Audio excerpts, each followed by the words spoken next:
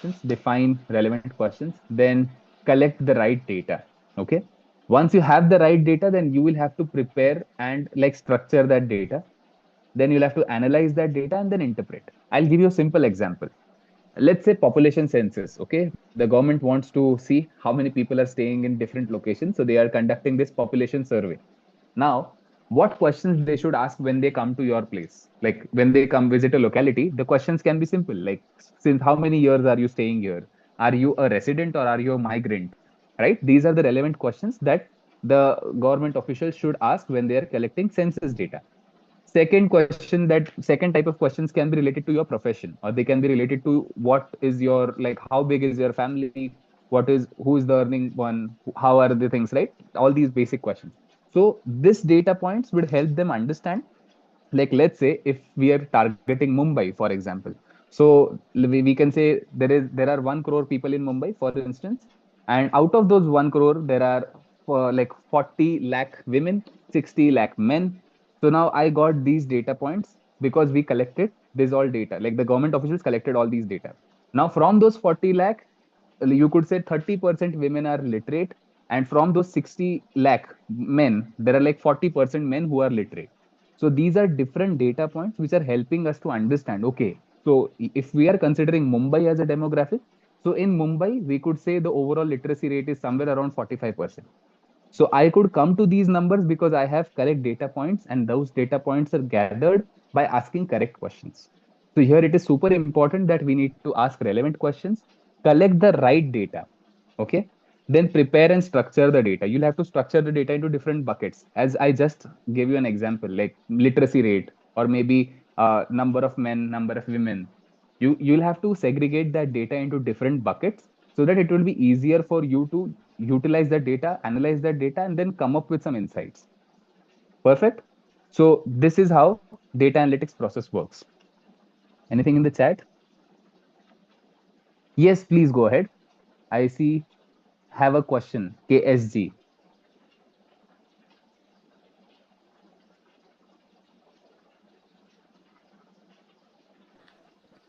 You want to ask on the mic? You can go ahead. Yeah, thank you so much, sir. Yes. Normally, the selection of these analytics, whether it is descriptive, diagnostic, predictive, or prospective, maybe it is a general thumb rule. The person who investigates will choose it. But there are maybe some situations where which type of data analytics required to do. Is there any Yeah. specific guideline or something like that? Yeah, in the coming sections, which we are going to discuss now, that will help you to predict what kind of technique you should apply. Like there are 4 different analytics, as we just discussed, but there can be cases where you feel like not one single method is completely answering your question. These Okay, can be the cases. So thank we'll you. have to apply a combination of 2 to 3 techniques. We will discuss that in the coming sections. Okay. Thank you. Still, Thank you, sir.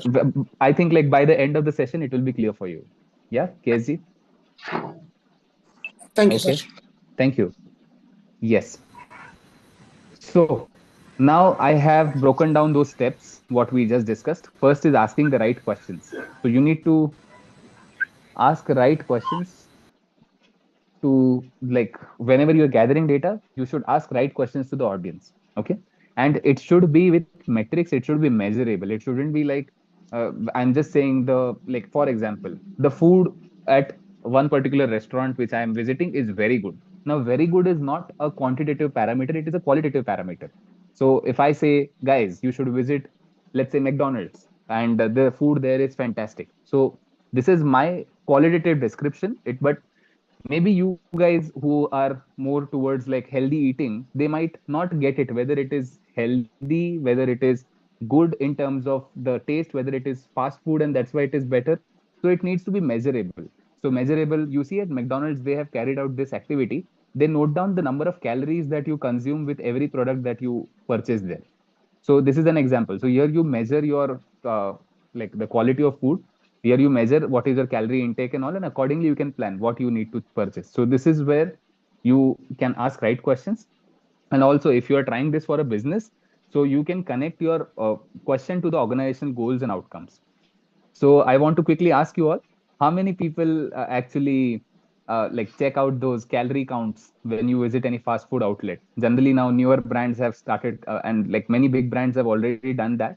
Starbucks does that, again McDonald's does that. They note down what is the number of calories that you're consuming with every product. So do you guys see that data point? Just say yes if you do that. Till then, I'll just address a question I see in the chat. Sir, will you be able to help us review our questionnaire we are creating to collect data from our audience? Definitely.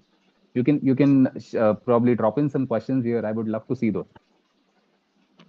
Okay. Yes, fantastic. So KSG does that. Anyone else who checks out the number of calories that you are consuming? Like in short, like you are counting what you are eating. So this is an important data point, guys. You can definitely check out. It really helps. Even on any product, any food product that you purchase, there is like at the back side, you can see ingredients, like right, like what all things were involved to create that particular product.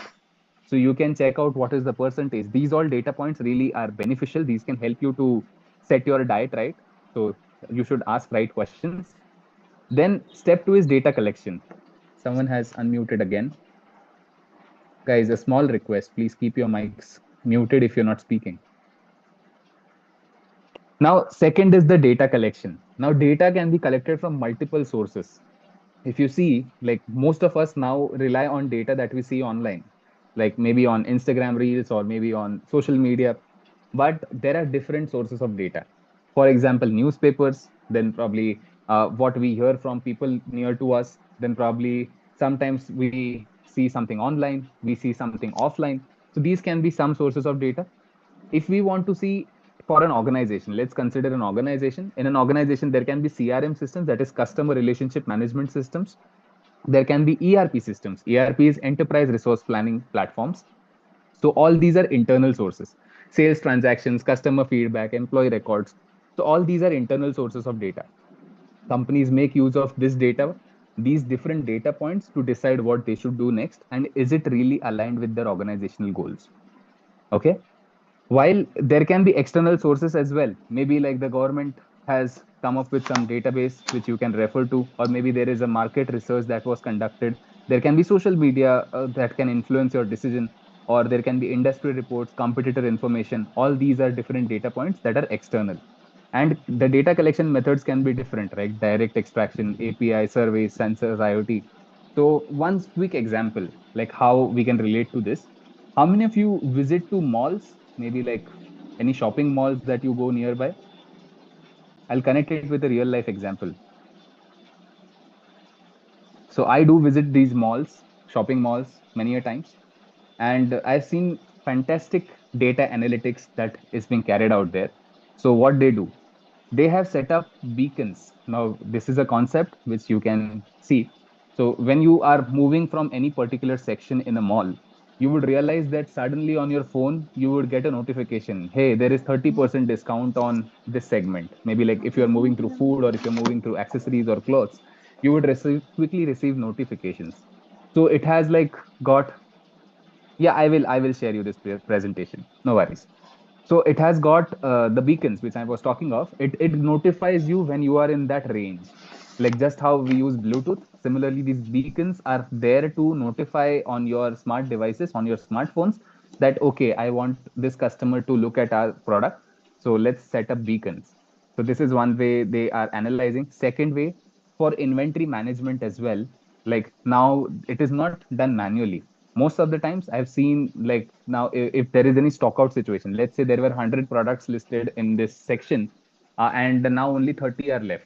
So automatically the inventory is notified because of IoT sensors. So these IoT sensors can map, they can see whether the position of the product is the same or it is changed, or the weight of the product is changed or same. And accordingly, the inventory manager is notified that you need to restock there because restocking is necessary there. Now, how did this help? So if there is a large mall, there is a very big mall which has different sections, different shops. So for a team of inventory managers, it is really helpful because they now know where exactly they want to restock, where exactly they want to reduce their efforts. So this is how data is used for like regular activities. Any other examples that you guys can think of where you see data analytics implemented on a wider scale, which really solves a problem? Yes, guys, waiting for your responses. If anyone wants to take up the mic, you can and speak. Anyone?